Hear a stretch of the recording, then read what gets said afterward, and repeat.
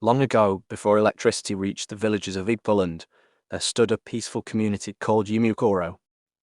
It was a place surrounded by thick forests, winding footpaths, and ancient iroko trees whose branches seemed to touch the sky.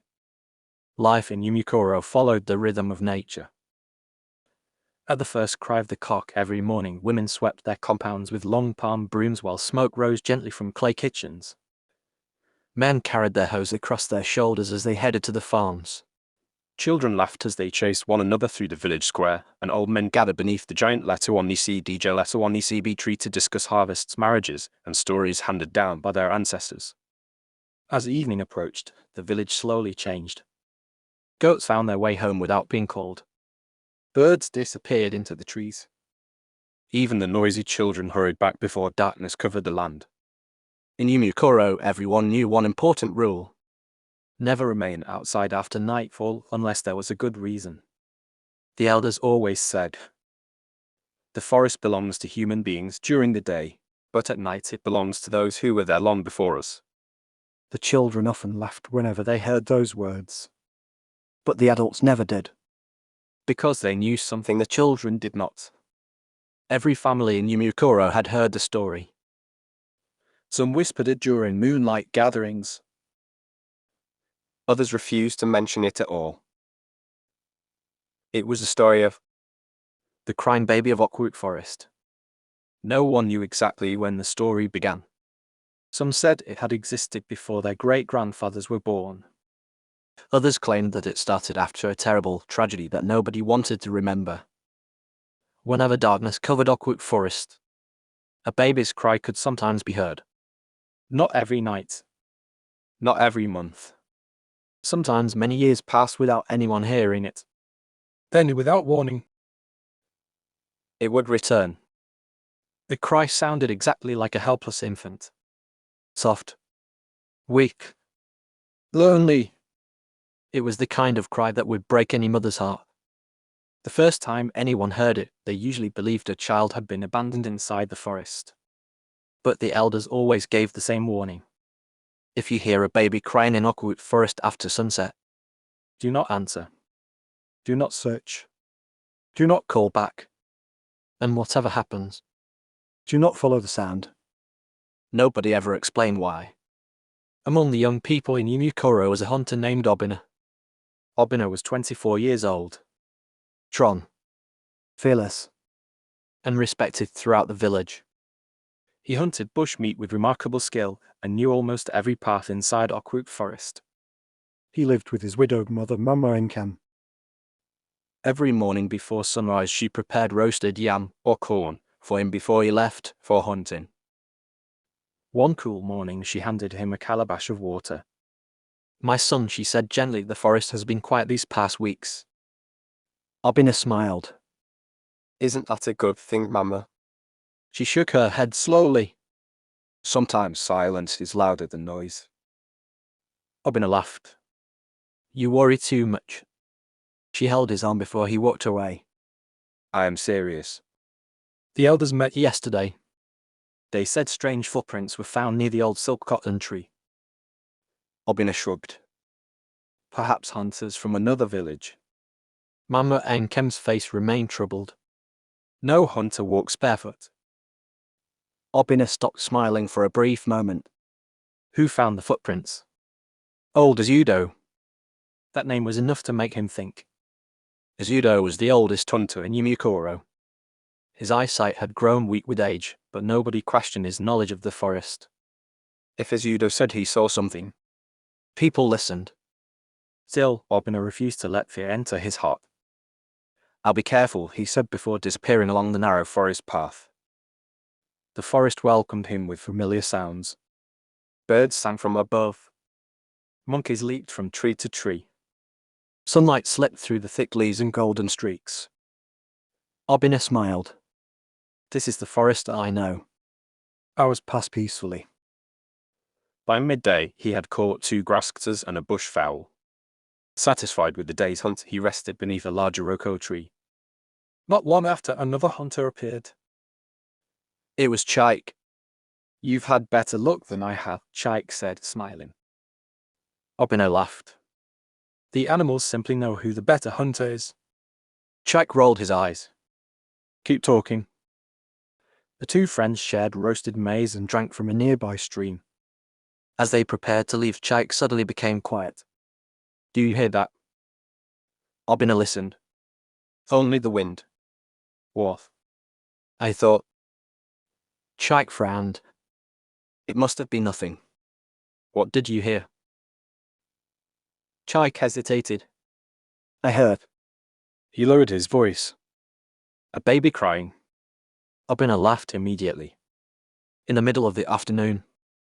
Exactly. Then you imagined it. Chike forced a smile. Perhaps. But as they walked home, neither of them spoke very much. That evening, villagers gathered in the square. Women sold roasted plantains. Children played wrestling games. The village drummer entertained everyone with lively rhythms. Old Azudo sat quietly beneath the large tree, watching the crowd.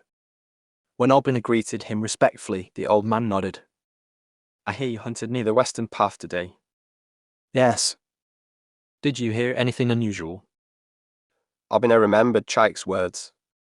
Only that Chike thought he heard a baby crying. The smile disappeared from Azudo's face. What did you say? He probably imagined it. The old hunter stood up so quickly that nearby children stopped playing. Where exactly? Obina pointed toward the western side of Oakwood Forest. Zudo's face turned pale. Without another word, he hurried toward the elders' meeting hut. The cheerful atmosphere in the village suddenly felt different. Obina watched him leave. Why would that frighten him so much? No one answered. That night, the elders lit palm oil lamps inside their meeting hut. No young person was allowed inside. The discussion lasted for hours. Outside, villagers whispered among themselves. Even Mama Enkem stayed awake, waiting anxiously. When Obina finally returned home, she met him at the entrance. The elders have announced something. What? For the next 7 days. No one must enter Oakwood Forest after sunset. Obina frowned. Because of one strange sound. Mama Enkem lowered her voice. They say the crying has returned. A cold breeze swept across the compound. Somewhere in the darkness, a dog began barking wildly. Then another. Soon every dog in Yumukoro was barking toward the forest. The barking continued for several minutes. Then, They all stopped at once. The silence that followed was even more frightening. Obina looked toward the dark trees. For the first time in many years, the forest did not feel familiar anymore. 3 nights later. Rain clouds covered the moon. The entire village slept beneath the sound of crickets and rustling leaves. Obina suddenly woke up. His heart was pounding. He did not know why. He sat up quietly. Everything seemed normal. then, Very faintly, from somewhere beyond the forest, he heard it. A baby crying. Soft, weak, lonely. It sounded so real that his heart tightened. The crying stopped. Then came again. Closer this time. Obina reached for the door. Behind him, his mother suddenly spoke without opening her eyes. Do not go outside. Obina froze. You heard it too. She slowly sat up. Terror filled her face. It has come. The crying echoed again. This time, it sounded as if the baby was standing just outside their compound. Obina's hand slowly reached for the wooden door. should he open it? Or would that be the greatest mistake of his life? Obina stood frozen, his hand resting on the wooden door. Outside, the baby cried again. It was a heartbreaking sound. Not loud, not angry, Just the helpless cry of a child who seemed abandoned in the darkness. Mama Enkem rushed from her sleeping mat and grabbed her son's wrist. Do not open that door. Obina swallowed hard. But Mama What if someone truly? left a child outside? She looked straight into his eyes. My son, have you ever seen a mother in this village abandon her baby in the middle of the night? Obina said nothing. The forest knows how to borrow voices, she whispered. Do not let your kindness become your trap. The crane continued. It seemed to move from one side of the compound to another. First near the gate, then beside the kitchen, Then behind the goat pen. But no footsteps could be heard. Only the crying. After several long minutes, it stopped. the silence that followed was even worse. Neither of them slept again that night. Before sunrise, the village square was unusually crowded. Nobody waited for the market bell. Everyone was already talking. I heard the baby near my compound. No, It was behind my yam barn. It cried beside our window. I swear it called from the river path. Every family claimed the sound had come from a different direction. Old Azudo arrived leaning on his carved walking stick. His face looked more troubled than ever. The village chief, Igwe raised his hand. Silence. The murmuring stopped. Azudo spoke slowly. The crying is no longer staying inside Okwut Forest. A wave of fear spread across the crowd. It has begun walking among us. Women clutched their children. Even the strongest hunters exchanged uneasy glances. One young man named Ochakwu laughed. So all this fear is because of a crying sound. Several elders frowned. Ochakwu continued boldly. I hunt wild boars. I sleep in the forest whenever rain catches me. I have never seen spirits. An old woman shook her head. Pride speaks before danger answers. But Ochakwu only smiled. If I hear that baby tonight, I will bring it back myself. The crowd fell silent. No elder replied. That frightened Obina more than Ochakwu's words. Life in Yumukora tried to continue. Women still carried baskets of vegetables to the market. Children still played Igboroso, racing barefoot across the village square. Blacksmiths hammered glowing iron. Potters shaped clay jars beside the stream. But something had changed. No one stayed outside after sunset. The laughter disappeared much earlier each evening. Doors closed before darkness settled. Even the village drummers stopped playing at night. The silence grew heavier with each passing day. That afternoon, Obina visited old Azudo. The old hunter was repairing a hunting net beneath a mango tree. Azudo, Obina greeted respectfully. The old man nodded. I knew you would come. Obina sat beside him. What is truly crying in the forest? The old hunter stared into the distance. My grandfather told me this story. He paused. Long ago, before Yumukoro became a village, travelers used to cross Okwut Forest. One rainy season, a woman carrying her baby disappeared. No body was ever found. Only her footprints. They ended beneath the oldest silk cotton tree. Obina listened carefully. For many years people searched. They found nothing.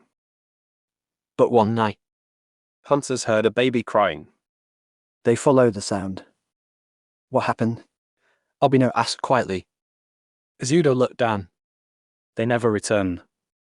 A cold breeze passed between them. The old hunter continued. More people searched for the missing hunters. They heard the same crying. They also disappeared. Obina frowned. So, What exactly is making the sound? the old man sighed. No one knows. Some believe it is the spirit of the lost child. Others believe something much older learned to imitate a baby's cry. He leaned closer. The elders do not fear the crying. They fear where it leads. That evening, thick clouds covered the sky. There was no moon. No stars. The darkness arrived earlier than usual. Inside every compound, lamps burned brighter. Children stayed close to their mothers. Nobody wandered outside. Round midnight, The crying returned. This time it was louder. much louder. It echoed across the whole village. Some women covered their ears. Several babies inside the village began crying as if answering the strange voice. Dogs whimpered and hid beneath wooden platforms. The village seemed to hold its breath. Son, A door opened. Someone stepped outside. Obin appeared through a small crack in his window. It was Ochakru. He carried a burning torch and his hunting spear. Several people called softly from their compounds. Ochikwu, Come back. He laughed. You are all afraid of shadows. The crying sounded again. very close. He smiled confidently. There you are. Without hesitation, He followed the sound toward Oakwood Forest. the villagers watched helplessly. No one dared stop him. His torch disappeared among the trees. The crying continued. Son, Everything became silent. At dawn, Ochakwu had not returned. His mother ran through the village crying, My son! My son! The hunters gathered immediately. Igwe looked at them. We cannot leave him. As Udo closed his eyes, If we must search, we go only after sunrise. And nobody walks alone. Soon 12 hunters entered Oakwood Forest. Obino was among them. The forest looked different. No birds sang. No monkeys jumped between the branches. Even the insects seemed unusually quiet. The deeper they walked, the colder the air became. After nearly an hour, one hunter pointed ahead. there, On the ground lay Ochakwu's torch. it had burned out. his spear rested beside it. But Ochakwu himself was nowhere to be seen. The hunters searched the surrounding bushes. Nothing. No blood. No signs of struggle. No footprints leading away. It was as though he had simply vanished. Then Albina noticed something strange. Fresh footprints. Tiny footprints. Bare feet. About the size of a small child. They began beside Ochakwu's spear and disappeared into the deeper part of the forest. One young hunter whispered, A child. Izudo immediately raised his hand. No, Do not follow them. brother. I said no. His voice echoed through the trees. Just then, the baby cried again. This time, it came from directly ahead. Every hunter froze. The sound was so close that it felt as if a real infant was only a few steps away. One of the younger hunters whispered, I think I saw something moving. Obina narrowed his eyes. Between two ancient trees, a small figure No taller than a 5-year-old child. slowly walked across the path. Its back was turned toward them. It disappeared behind another tree. The crying stopped. The hunters stood motionless. No one dared breathe. Son, From behind them, the same baby cried again, Every hunter turned around at once. but there was no one there. When they looked back toward the trees, the small figure was gone. Old as Udo's face lost all color. He spoke in a trembling voice. It knows. We have seen it. At that exact moment, Something unseen began circling them through the trees. branches snapped. dry leaves crunched. Yeah. No one could see what was making the sound. The hunters instinctively formed a tight circle, gripping their spears. The crying returned once more, this time mixed with something else. A soft, Low. Human laugh. The hunters tightened their grip on their spears. The baby's cry echoed through the forest once more. Son, It changed. For a brief moment, it became the soft laughter of a child. The laughter slowly deepened until it sounded like the voice of an old woman. Then everything fell silent again. No one moved. Even the wind seemed afraid to pass through the trees. Old as Udo spoke without turning his head. Nobody runs. If you run, it will choose you. The men swallowed nervously. Their eyes searched every shadow. Suddenly, a tiny voice came from the bushes. Papa. Every hunter turned. One of the younger men entered as he gasped. My daughter. Again the voice called. Papa, help me. Ennado's breathing became heavy. It is at ease. Obina grabbed his arm. No. My daughter has that same voice. It cannot be. But I know my own child. The voice came again. Closer. We are here. Aha. Ennado's took one step forward. Old Izudo struck the ground with his walking stick. Say where you are. The old hunter shouted with a force none of them had heard before. Whatever is calling you Is not your child. The voice stopped immediately. Done. The baby's cry returned. Soft. Broken. Lonely. As though nothing had happened. The hunters slowly backed away from that part of the forest. No one spoke until they reached the edge of Okwut. Only then did they breathe freely. But they returned to Yumukoro with terrible news. Okshaku had vanished. The village fell into mourning. His mother cried every morning beside the village square. His father stopped speaking to anyone. Even the children no longer played near the forest paths. Days passed. Then weeks. The crane continued. Sometimes once a week. Sometimes every night. Nobody dared answer it. Yet something strange began happening. Goats disappeared. Chickens vanished without a trace. Then hunting traps were found broken, even though no animal had touched them. The forest seemed restless. The elders gathered once again. This time the oldest woman in the village arrived. Her name was Enioma. She was nearly 90 years old. Many believed she remembered stories that even the elders had forgotten. After listening quietly, she nodded. My grandmother warned me that this day would come. Everyone leaned closer. When people forget old wisdom, the old dangers wake again. The village chief asked, "What should we do?" Enioma looked toward Okwut Forest. The forest has not asked for blood. It has asked for remembrance. The elders frowned. She continued. Long ago, the people made a promise. Every New Yam festival, they offered prayers of gratitude before entering the forest. They thanked the Creator for protecting hunters and travelers. But after many generations, the custom slowly disappeared. The forest was treated only as a place to take from. Trees were cut carelessly. Animals were hunted without restraint. The old prayers were forgotten. She looked around the gathering. When respect disappears, fear often takes its place. The elders agreed to restore the forgotten tradition. 3 days later, the whole village prepared.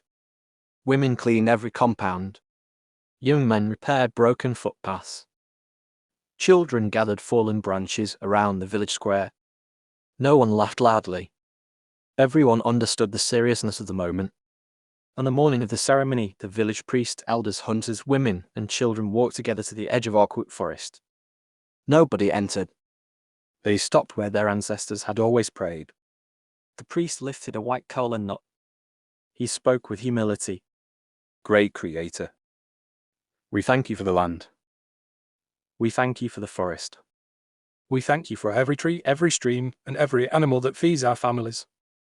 We confess that we became proud. We forgot the wisdom of those before us. Teach us to live with respect again. One by one, the villagers bowed their heads. The forest remained silent. Not a single bird sang. Done. A cool wind gently passed through the trees. The leaves rustled softly. Nothing else happened. The ceremony ended. Some villagers were disappointed. Was that all? Will the crying stop? Nobody knew. At night, the baby cried again. The entire village froze. Mama Enkem closed her eyes. So it was not enough. The crying lasted only a few moments. Then, For the first time, another sound followed. it sounded like a woman singing a lullaby. The song drifted through the darkness. Gentle. Sa. Peaceful. Then both sounds disappeared together. The village remained awake until sunrise. After that night, no one heard the crying again. One day passed. then another. A week? A month? The forest slowly returned to life. Birds sang once more. Hunters caught game again. Children laughed without fear. The people of Yumukuro believed the nightmare had ended. One bright morning, nearly 3 months later, Obina and Chike returned to hunting. They stayed close to familiar paths. Neither wished to wander too deeply into Okwut. As they prepared to leave, Obina noticed something beneath the great silk cotton tree. There, Resting quietly against the roots lay Ochiku's hunting bag. it was clean. and torn. Inside were his knife, his wooden drinking cup, and the small carved whistle he always carried. Nothing else. No footprints. No signs of who had placed it there. Only one thing was different. A fresh white feather rested on top of the bag. Neither hunter touched it. They bowed their heads silently. Then they walked away. Some mysteries were never meant to be solved. Years passed. Obina became one of Yumukuro's respected elders. Whenever children gathered beneath the moonlight to hear old stories, he always ended with the same warning. My children, Compassion is a beautiful gift, If you hear someone crying, help them. But never allow kindness to silence wisdom. Not every voice that calls for help is what it appears to be. Our ancestors gave warnings for a reason. Listen before those warnings become your own experience. The children would nod, though some still looked doubtful. Obina would smile sadly. He had once been like them, Fearless. curious, certain that every mystery had an answer. but Okwut Forest had taught him otherwise. And even in his old age, Whenever the Harmattan wind blew through the ancient trees late at night, he never looked toward the forest. Because deep in his heart, he could still remember the cry of the baby that never truly belonged to a child.